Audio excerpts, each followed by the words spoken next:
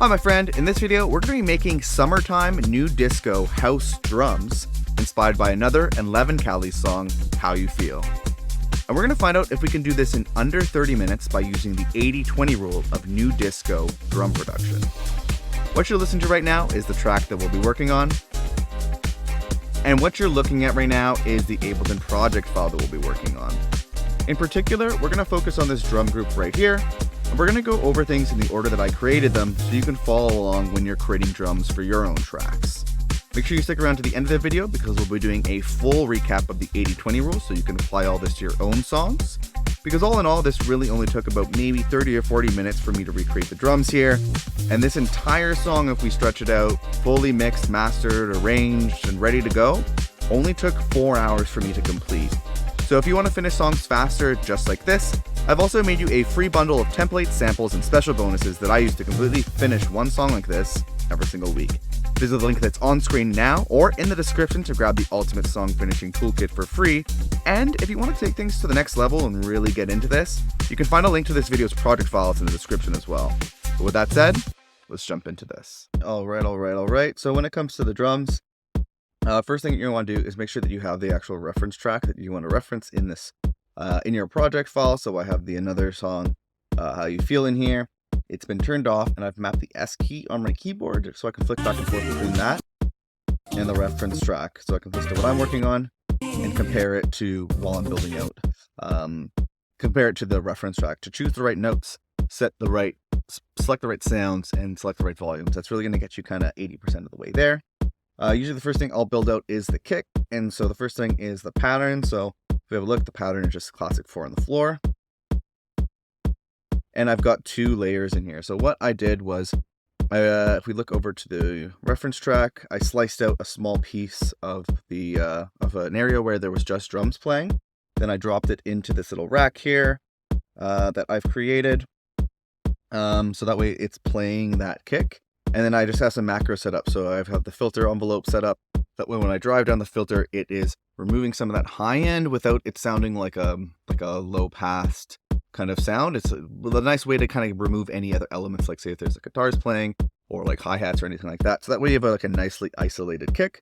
Then what I did then is you can see here, I have this extra kick track where I then cut out that frozen kick. So if we have a listen to it, get over here. This is what it sounded like. And then I basically just, if you kind of copy this little area, I did Command J, so it's just making it so it's just this one kick. And then if you right click it in Ableton 12, you can go over to show in browser. This puts it up in the browser on the top left.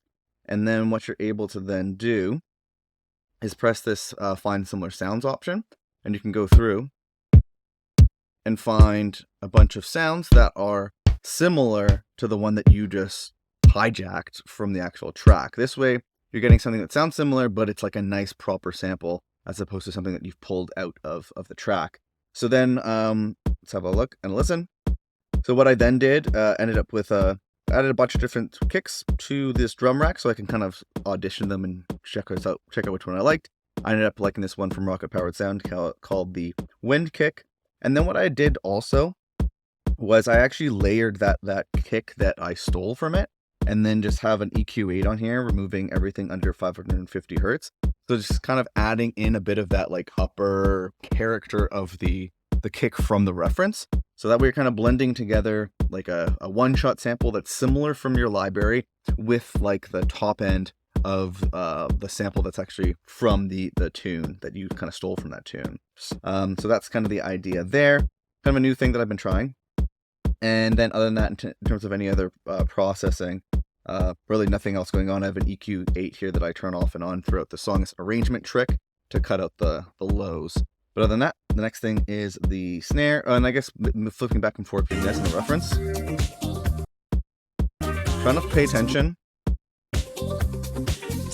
to the kick to get the same kind of fullness and volume. That's really going to be one of the biggest things there.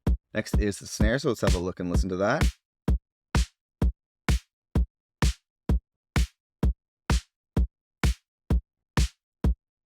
So it's just classic snare pattern on the 2 and the 4 of the bar here. What I did is I found basically just flicking back and forth between this and the reference. I found some snares that I liked, if we have a look here. And I just filled up a drum rack with similar sounding snares as I was kind of just auditioning stuff through my library. You could do a similar sound thing if you want to cut out a snare and try to EQ out some of the low end so it's just the snare, and then consolidate it and then do a similar search find for that. But I'm finding that's not as useful at this moment, so I just went through my library and found some similar stuff, dropped it all into drum rack, and then ended up with 2 from Rocket Powered Sound, the Hill Pop Snare and the Here Pop Snare. And what I did was set it up so there's a different, they're similar sounding, but they're playing different snares on different hits. So it just kind of sounds like a little bit of changes over time. And then the last one has them both hitting with one of the snares velocities drop down so it's not too loud. Then other than that, once like the pattern's selected first, the sounds are selected, main thing is the volume. So let's have a listen. The main way to do that, I'm finding, is flicking back and forth between the reference and what you have and really trying to focus on the snare.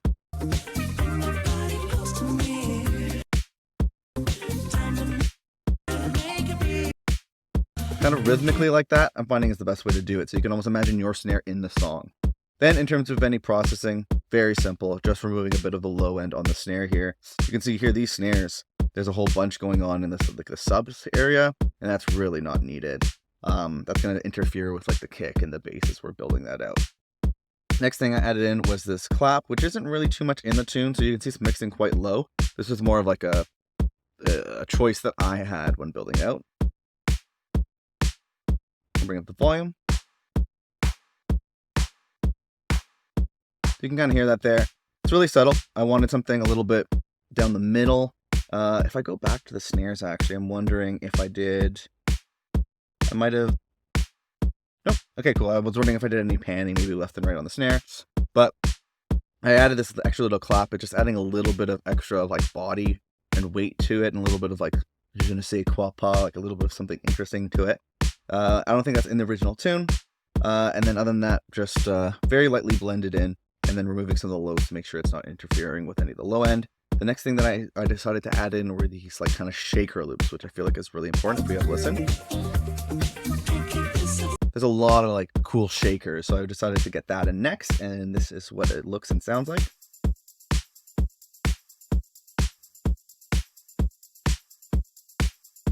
So essentially I just found like a cool shaker in Splice, dropped it in there, and then just kind of blended it in. Try to blend it in.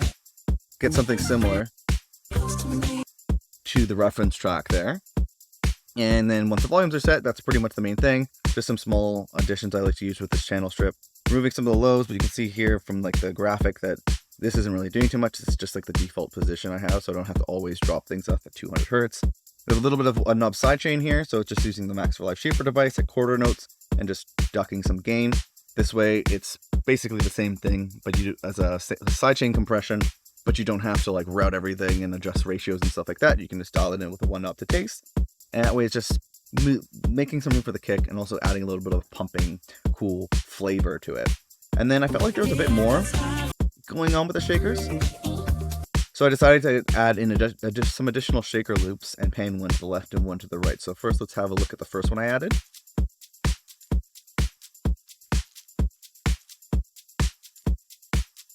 So I found this shaker loop. It's a lot less of like a full continuous shaker. It's just like a little bit more rhythmic almost. And then I panned it to the left, and then a little bit of EQ, the same thing, just a little bit of sidechain, pump it a little bit. Very subtle stuff there. And then to even things out, I added in one more shaker and panned this one to the right. Let's have a look and listen.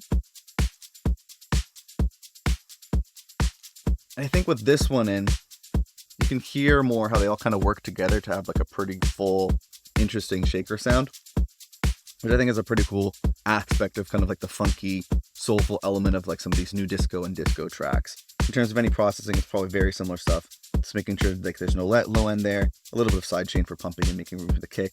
And that's really about it. The next thing that I added was this little bit of ride. This is going to come in two places here. So I feel like when I was listening to the track, I could hear almost kind of like jazz drum breaks, very subtly layered in, which is really cool. So this is one of the ways I tried to add that in. So let's take a look and listen to this.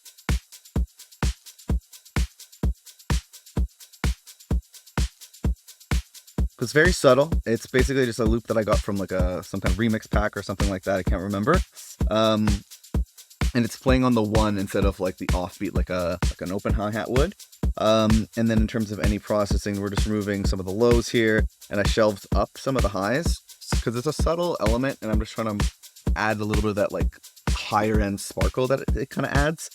Other than that, we're just doing some 1-knob sidechain and a little bit of 1-knob saturation. This is just the Ableton saturation device set to a 1-knob, so it's just quick and easy and just ready to go. And saturation is just kind of filling up the sound a little bit, adding a little bit of grit and texture. Very subtle element there. Next up, we're going to add in one of the hats, and this is a lot more of a core sound than this one, so let's have a look and listen to it.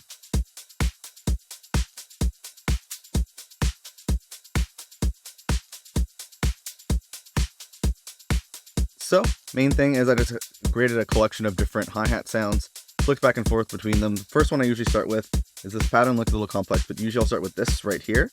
So it's like the first note is a little bit higher up, and the second one's a little bit lower.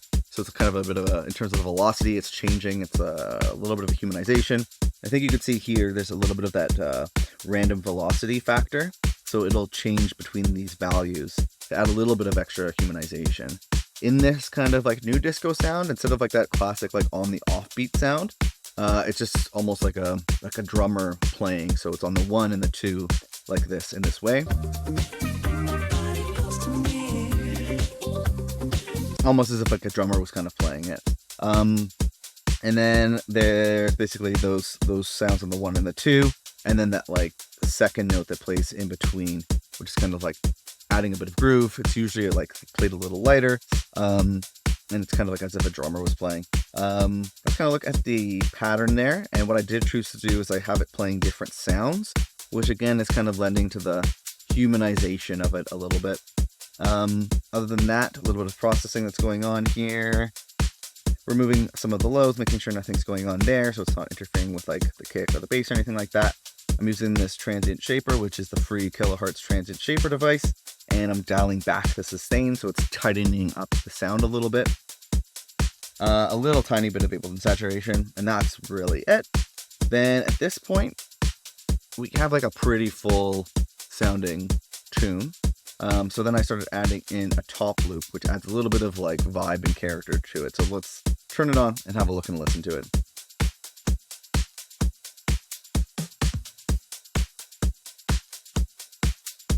Basically a pretty simple kick and snare pattern. Maybe I'll solo it for a second. A little bit of the hi-hat in there. And it's just layering it in a little bit, adding a little bit of extra like fullness and character. And since it sounds like it's been like played in nicely, it adds a bit of humanization and that kind of thing too. I think also if we have a look here, I want to show you this as well. I've used the EQ8 to basically, for the most part, it's removing a whole bunch of the lows. And then I have it so when that fill comes in, it's bringing in some more of the lows so you can hear that like fill come out more. So it's like low, that right here. So this is like where it's sounding more, it's like solo it, so I want to show you this. So a lot of the low end removed so that it could blend in with the rest of what we got going on. And so like the one shots of the kick and the snare is mostly taking care of that. And this is just adding a little bit of extraness. But then over at the end, the lows come back in so that fill can be heard and it sounds nice and full. So a nice little trick there for you.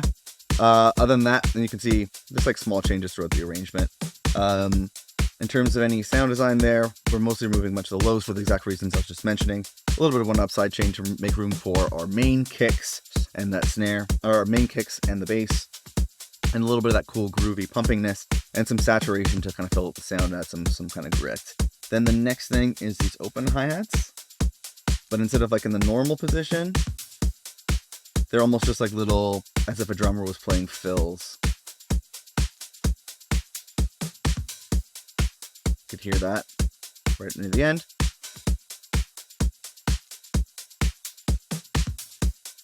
So basically, that's how that is for this song. It's very much like a drummer playing like almost like an old classic disco tune, as opposed to programmed in drums.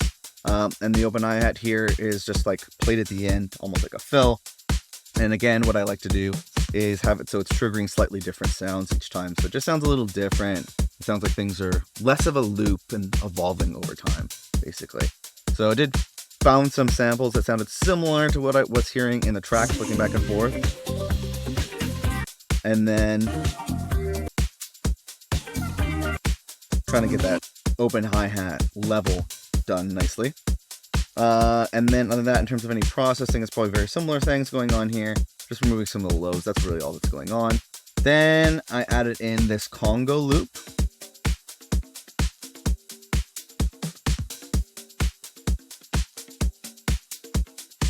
Looks like this. Basically just searched around Slice for a little bit, looking for like Congo loops, till I found something that's definitely in there, and it goes really well with like the shakers, if you listen to that. Really adds a lot there. And found that, and then did try, I think actually when I was building this out, I was flicking back and forth to like the intro over here. So that way when you're flicking back and forth, you can hear the drums more. So that's kind of the idea there. Let's head back to our loop here and just finish this off. So yeah, after that, once that was in there, we're just removing some of the lows here to make sure like the kick is like our kick is mostly shining through, and we're not having too much overlapping frequencies on the low end, so that our kick and bass can take care of all that. We're using that transient shaper to dial back a bunch of the sustain. Dialing back the sustain on like top loops like this, I find is usually a good way to help it blend into the rest of your core sounds. So like the one shots and everything else that you added in. A little bit of one knob side chaining for pumping and making room for the kick. And saturation to fill it out a bit, add some kind of grit. And that's a pretty good look at the Congos. Main thing though was kind of dialing in that volume and then adjusting it to taste once it was in there. And then the last two things I added were these little like jazz breaks, which I feel is like a very subtle thing that you can hear in the tune, which is really cool. It's a really subtle thing, but let's have a look and listen to it.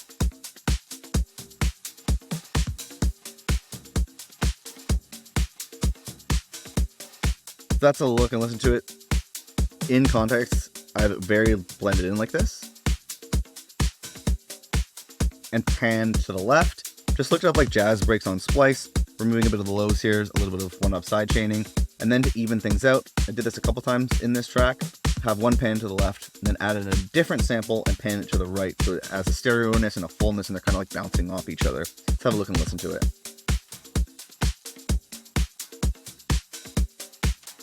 That's in context of the volume. And now let me bring up the volume so you can really hear it.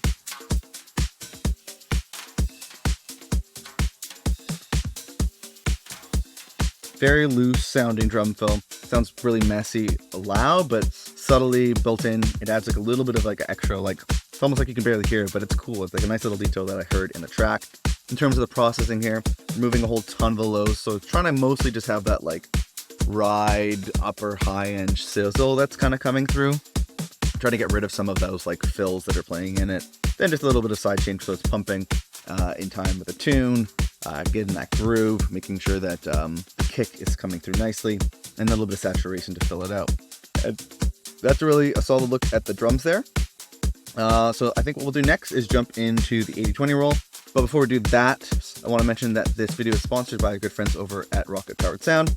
We were using some kick and snare samples in particular from their Ultimate Sample Pack, which is a sample pack filled with over 1,000 iconic and super usable tunes or samples, drum samples, and actually some like I think presets and stuff might be in there too. But it's definitely a whole bunch of really cool samples. If you want to get 30% off of that, you can use the code UltimateBestFriends. Visit the link that's on screen now or in the description to check that out. So big thank you to Rocket Powered Sound for sponsoring the video here.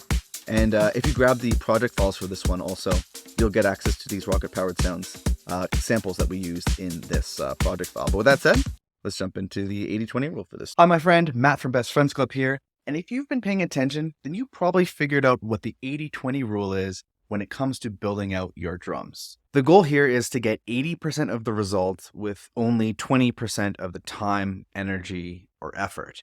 And because the first key to the 80-20 rule for drums is to use a reference track, we're making sure that we're effortlessly hitting 80% of a very professional sounding track.